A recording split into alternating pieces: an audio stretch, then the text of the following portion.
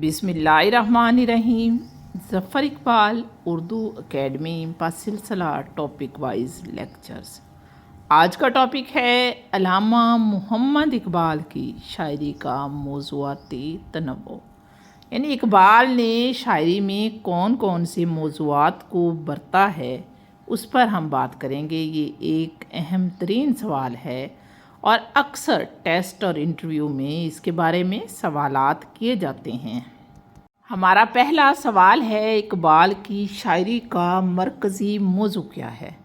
इकबाल की शायरी का मरकज़ी मौजू खुद ही है।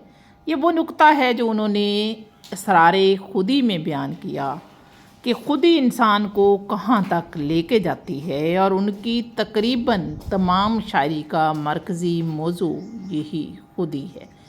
इकबाल के नज़दीक मर्द मोमन की सबसे बड़ी सिफ़त क्या है? मर्द मोमन हमा वक्त हरकत में रहता है, अमले पहम उसकी सबसे बड़ी सिफ़त है। यानी वो सिर्फ़ गुफ्तार का काजी नहीं होता बल्कि वो किरदार का काजी होता है। शाहीन इकबाल की शायरी में किस चीज़ की अलामत है? शाहीन एक परिंदा है जो दूर फ़ज़ाओं में परवाज़ करता है। तो इकबाल की शायरी में शाहीन बुलंद हिम्मती, आज़ादी, खुददारी की अलामत है। इकबाल के नज़दीक इश्क का मफ़हूम क्या है? इश्क अमल, कुव्वत और कुर्बे खुदाबंदी का ज़रिया है। यानी पहले अमल करो, ताकत करो, लगाओ, फिर आपको कुर्बे खुदाबंदी मिलेगा। इकबाल के यहाँ अक़ल की हैसियत क्या है? अक़ल महदूद रहनुमाई देती है, यानी हमें रास्ता दिखाती है लेकिन थोड़ा सा ताबे है ये इश्क के। बेखतर कूद पड़ा आतिशे नमरूद में इश्क, अक़ल है महवे तमाशाए लबे बाम आबे। सवाल नंबर 6 है, इकबाल ने मिल्लत की बेदारी के लिए किन इश्तियारों का इस्तेमाल किया? इकबाल शाहीन, मर्द मोमन, शोला, कोसार के इश्तियारे जो हैं उनको बरतते हैं।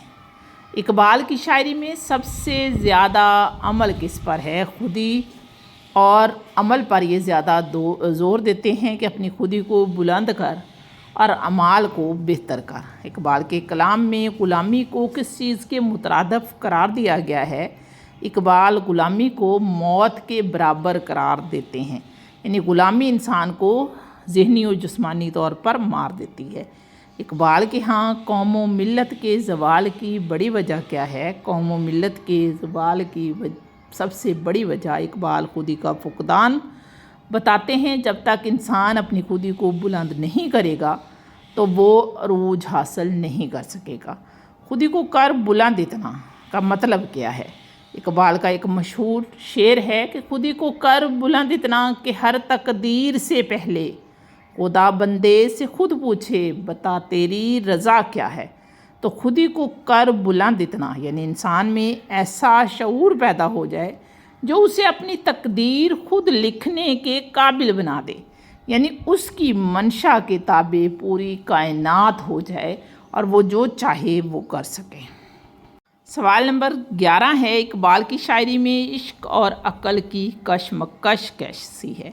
इकबाल की शायरी में इश्क और अक़ल की कशमकश जारी रहती है, लेकिन वो अक़ल को महदूद जगह देते हैं जबकि इश्क को फ़ौक़ियत देते हैं। उनके नज़दीक इश्क जो है वो अक़ल से बरतर है। इकबाल की शायरी में नौजवान मुसलमान को क्या लक़ब दिया गया है? इकबाल नौजवान को शाहीन यानी अमल का इस्तियारा कहते हैं। इकबाल का नज़रिया तालीम किस चीज़ पर ज़ोर देता है? उनका नज़रिया तालीम किरदार साजी और खुदी की तामीर का दूसरा नाम है। इकबाल की शायरी में ज़मीर का तसव्वुर किस चीज़ की नुमाइंदगी करता है? इकबाल की शायरी में ज़मीर बातन की रोशनी यानी बातनी रोशनी, अंदर की आँख और रूहानी शऊर की तरफ इशारा करता है। इकबाल के नज़दीक इस्लाम का पैगाम क्या है? इस्लाम मसावात, हुर्रियत और इश्क़ इलाही का दूसरा नाम है। इकबाल के कलाम में मग़रब पर तनकीद का मकसद क्या है? मग़रब पर इकबाल तनकीद इसलिए करते हैं कि वो कहते हैं कि मादा या मादी चीज़ों के पीछे भागना जो है वो ठीक नहीं है और मगरब यही कर रहा है। तो इकबाल मगरब पर तनकीद मादियत परस्ती से आगाह करने के लिए करते हैं। इकबाल के नज़दीक इश्क के बग़ैर इल्म क्या है? इश्क के बग़ैर इल्म नकारा है, खुश्क है और मुर्दा है। इकबाल की शायर में कोहसार का क्या इस्तिआरा है? कोहसार अज़मत, इस्तक़लाल और मजबूती की अलामत है। फितरत के मकासद की करता है निगहबानी, फितरत के मकासद की करता है निगहबानी, या बंदा सहराई या मर्द कोहिस्तानी। यानी कोहिस्तान जो है या पहाड़ जो है वो अज़मत, इस्तक़लाल और मजबूती की निशानी है। इकबाल की शायरी का असल हदफ क्या है? फ़र्द और मिल्लत को बेदार करना। इकबाल के नज़दीक फ़ितरत का किरदार क्या है? फ़ितरत जो है इंसान की तरबियत और बेदारी का दूसरा नाम है।